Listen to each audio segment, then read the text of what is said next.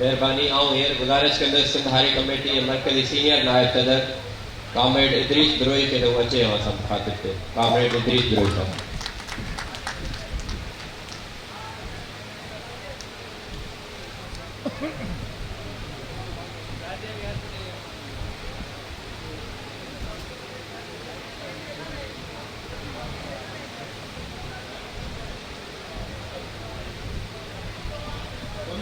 भाई सुखाना न सुनो कपर थो पुण्य करे के माटी में चलो इदा सूर से उनके कजे माता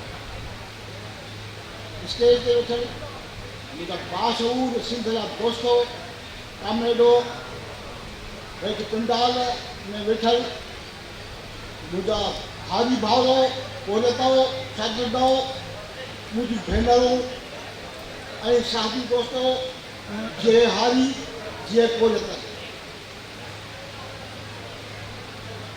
दोस्तों अॼु असीं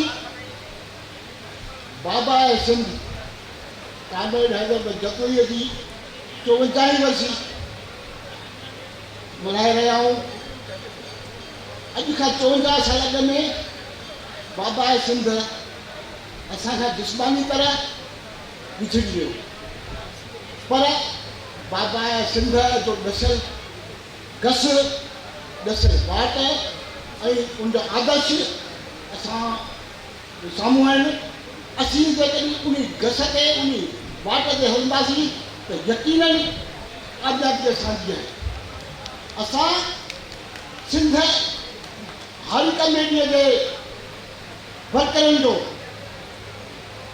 इहो जेको आहे नारो आहे त असीं सिंध जा वसीला सिंध जूं ज़मीनूं हारियुनि खे देश ताईं वठी न ॾींदासीं तेसि ताईं सुख जो साह न खणंदासीं।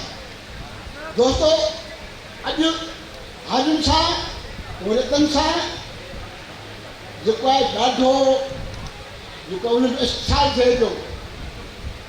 असीं ॾिसूं था हिननि दोस्तनि सां इस्तेहाल थिए थो उन्हनि जो, असीं गॾिजूं छो नथा।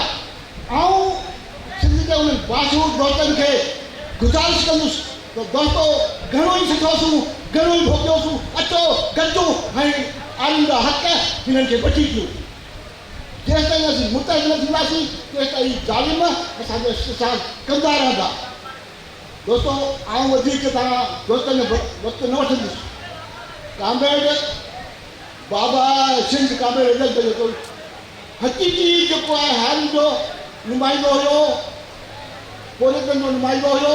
ऐं सिंध गवर्नमेंट खां इहो मुतालबो थो कयां त 21 मई ते बाबा सिंध जी वर्सी मौक़े ते आम मोकल जो ऐलान कयो वञे। इहे लफ़्ज़ आऊं पंजाबी महिरबानी।